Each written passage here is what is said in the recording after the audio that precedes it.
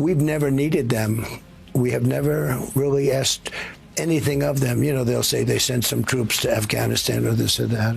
And they did. They stayed a little back, a little off the front lines. The isolation did not begin with a vote or a treaty. It began the moment Donald Trump chose confrontation over credibility, and allies started planning around him instead of with him. In the days since his remarks on NATO and Afghanistan, doors did not slam. They closed quietly, trade routes were redrawn, intelligence trust thinned, new partnerships accelerated without Washington at the table. This is not a warning about what might happen. It is a description of what is already underway. When the world decides it can function without the United States, leverage drains fast. And once that shift becomes operational, there is no reset button left to press. The decision that set this sequence in motion was not a treaty withdrawal or a budget cut. It was a statement. When Donald Trump publicly framed NATO allies as having stayed off the front lines in Afghanistan, he collapsed a shared memory that had underwritten the alliance for decades. According to public reporting, leaders in London and Berlin did not hear a policy argument. They heard a dismissal of sacrifice. Within hours, institutional responses hardened. In London, the Prime Minister broke with custom and issued a direct rebuke, anchoring it in casualty figures rather than rhetoric. In Berlin, the defense minister went further, demanding an apology on public television and pointing to deployments in Helmand and Kandahar. These were not symbolic gestures. They were signals that the trust layer beneath Article 5 had been punctured. The timing mattered. This occurred late last week, as tariff schedules were already tightening and as European officials were meeting to review trade exposure to the United States. By the following morning, according to statements from officials, internal briefings had shifted tone. The question was no longer how to manage a difficult partner. It was how to reduce dependency on one. Here is the miscalculation. Trump appeared to assume that alliance memory is shallow and transactional, that it can be overridden by leverage and threats. In reality, alliance memory is cumulative. It stores names, dates, and losses. When that ledger is questioned, institutions move to protect themselves. I want to be precise here. This was not an emotional overreaction. It was an institutional risk assessment triggered by a credibility shock. Once credibility is discounted, options narrow quickly. Alliances do not fracture when interests diverge. They fracture when respect evaporates. By the end of that weekend, two tracks were visible. One was rhetorical, marked by demands and counterstatements. The other was operational, marked by accelerated planning that did not include Washington. From that point forward, every decision faced by the White House would be taken inside a shrinking corridor, with fewer partners and less patience on the other side. The escalation phase did not announce itself with sirens or speeches. It moved through spreadsheets, regulatory calendars, and internal memos. According to public reporting, European trade officials began treating U.S. tariffs not as temporary negotiating pressure, but as a durable feature of the environment. That shift in assumption changed everything. When a risk is assumed to persist, institutions stop trying to argue it away and start designing around it. By early January, tariff exposure models were circulating inside multiple European ministries. One scenario assumed partial relief through talks with Washington. Another assumed no relief at all. The second scenario gained traction faster, not because of ideology, but because it aligned with recent signals. The United States had not softened its posture. It had doubled down. At the same time, Washington reinforced the impression of withdrawal. According to official documents, the United States had exited 66 international organizations within a single year, framing those departures as defenses of sovereignty. Abroad, the interpretation was less charitable. The pattern suggested not reform, but disengagement. Systems can adapt to a demanding partner. They struggle with an absent one. A parallel escalation unfolded in security planning. European defense officials began reclassifying U.S. reliability from an assumption to a variable. This is a subtle but critical distinction. When reliability becomes variable, redundancy becomes policy. According to statements from officials, coordination mechanisms that once ran through Washington were supplemented and in some cases replaced by internal European frameworks. This was not framed publicly as a break. It was framed privately as insurance. Strategic autonomy, long discussed as a future ambition, was pulled forward as an immediate necessity.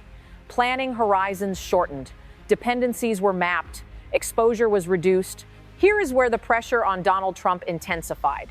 His approach relied on the belief that allies would endure short-term pain to preserve long-term access to the United States. But the combination of tariffs, withdrawals, and rhetorical escalation changed the calculus.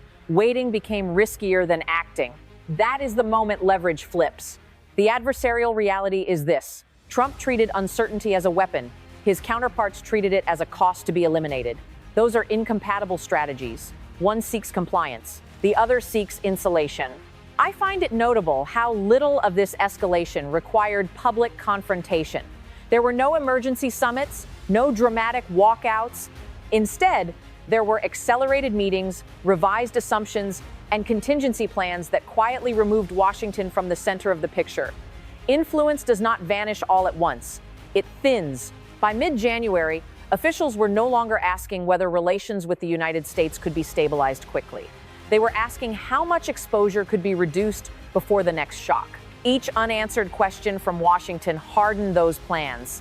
Signature line: when pressure replaces predictability, partners do not negotiate harder, they prepare exits. The forward momentum was now self-sustaining.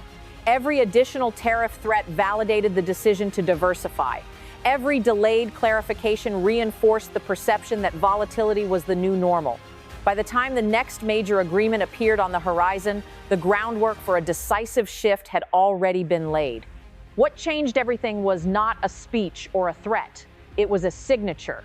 On January 27, 2026, European and Indian negotiators finalized what the European Commission described as the largest trade agreement in its history. According to official documents released that morning, the deal created a free trade zone spanning more than 2 billion people, eliminating tariffs on 96% of European goods entering India and granting India tariff-free access for 99% of its exports to the European Union. This was not incremental diplomacy. It was a structural rerouting of the global economy. To understand why this was the point of no return, it helps to step into the rooms where the consequences are felt. In southern Germany, executives at automotive suppliers were already modeling production schedules under higher United States tariffs. For years, the American market had been treated as indispensable. Now, under the new agreement, Indian tariffs on European vehicles dropped from 110% to 10%. The math changed overnight. Assembly lines that once pointed west began pointing east. This is the first viewer in the scene moment. Imagine a procurement meeting where a chart shows declining margins in the United States and rising demand projections in India's middle class.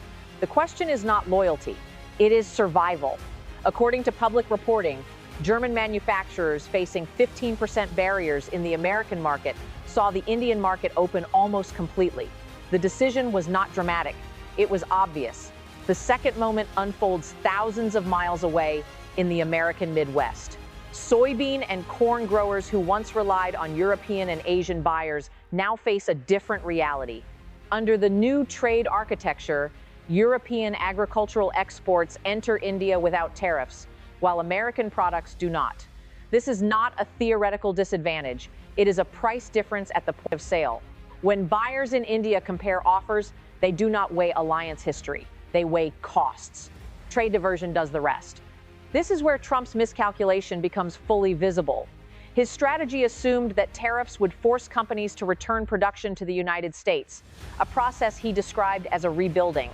According to statements from the administration, large investment pledges were cited as evidence, but investment pledges are not market access, and market access, once lost, is exceptionally hard to regain. The third viewer in the scene moment takes place in New Delhi. At the signing ceremony, European and Indian officials framed the agreement as a commitment to rules-based cooperation. According to public reporting, the message was carefully worded but unmistakable. Stability, predictability, and scale would now be anchored across Eurasia without American participation. The smiles captured on camera were not performative, they reflected relief. A contingency plan had become reality. This is the moment when control gives way to ownership. The United States still controls its own tariff policy. It still controls its rhetoric, but it no longer owns the framework within which others trade.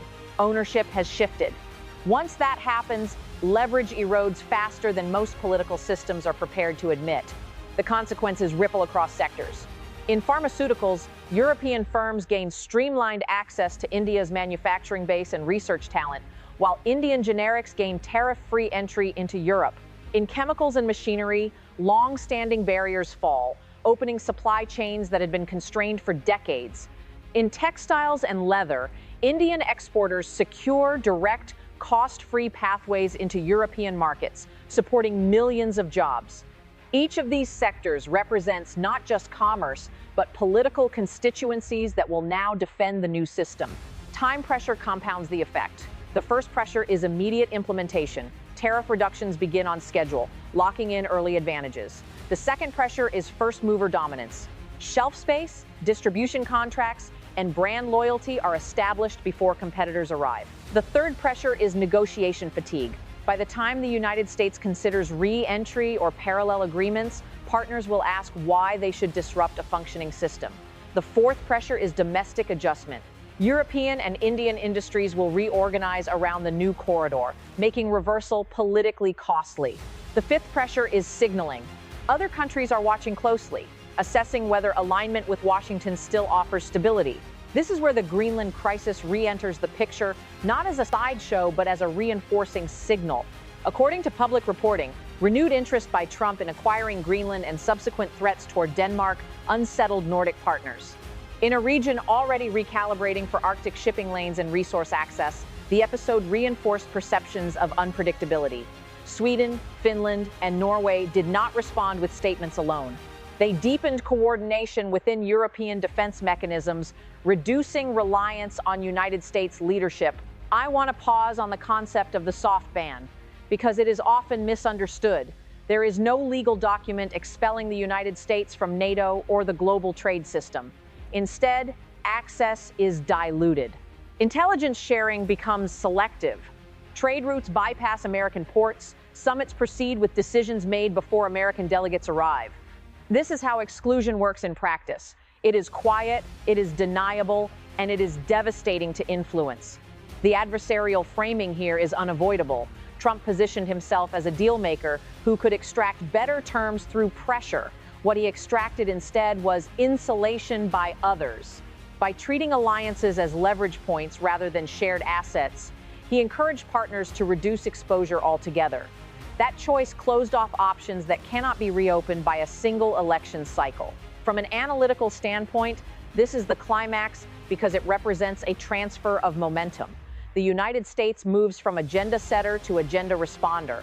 Decisions made in Brussels and New Delhi now shape American outcomes, not the other way around. That shift is subtle but profound. I find this moment clarifying.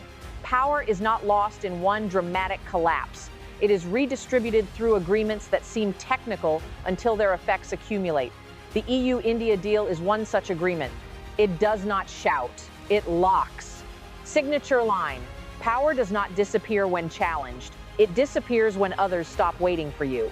By the end of January 2026, the ink was dry and the timelines were set. Every additional tariff threat from Washington now lands in a world that has already adjusted. Every delay in response narrows the remaining corridor.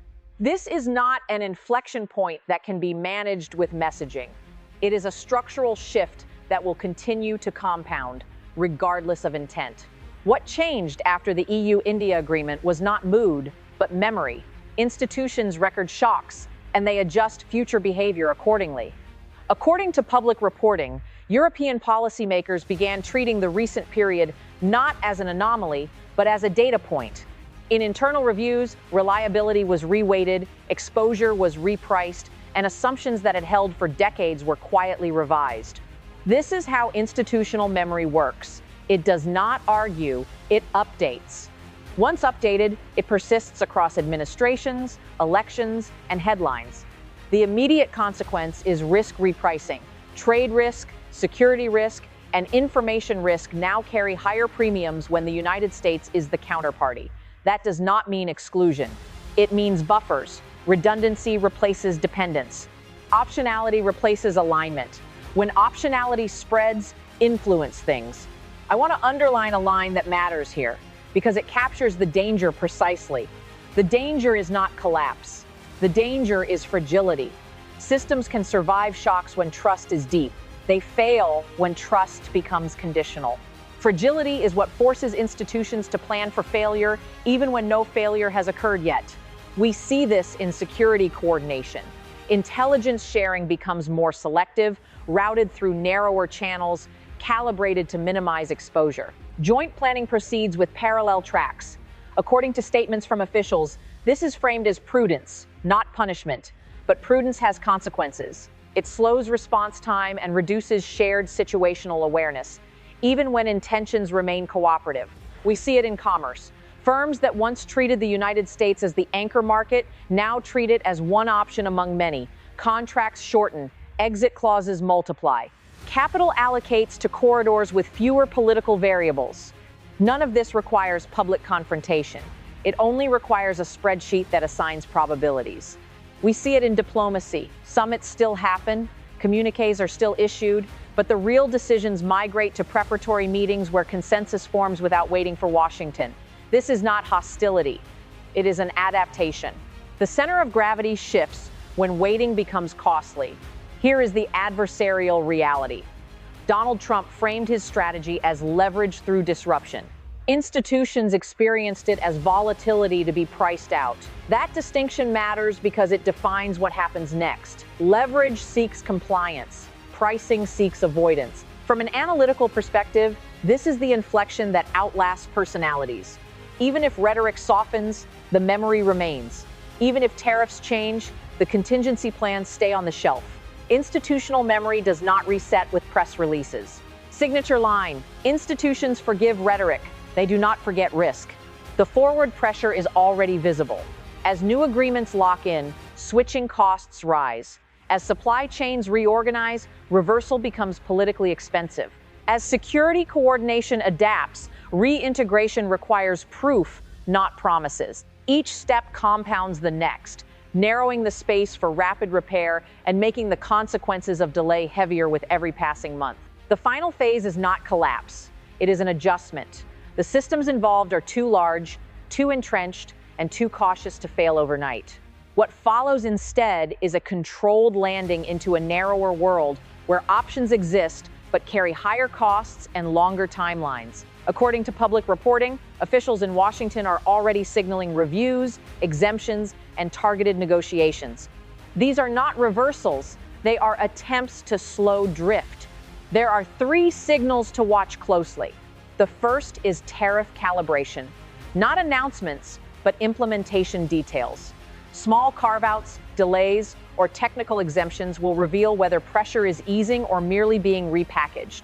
The second is negotiation posture. Watch where talks occur and who sets the agenda. When meetings shift from broad frameworks to bilateral fixes, it signals diminished leverage. The third is security coordination. Track whether information sharing expands again or remains compartmentalized.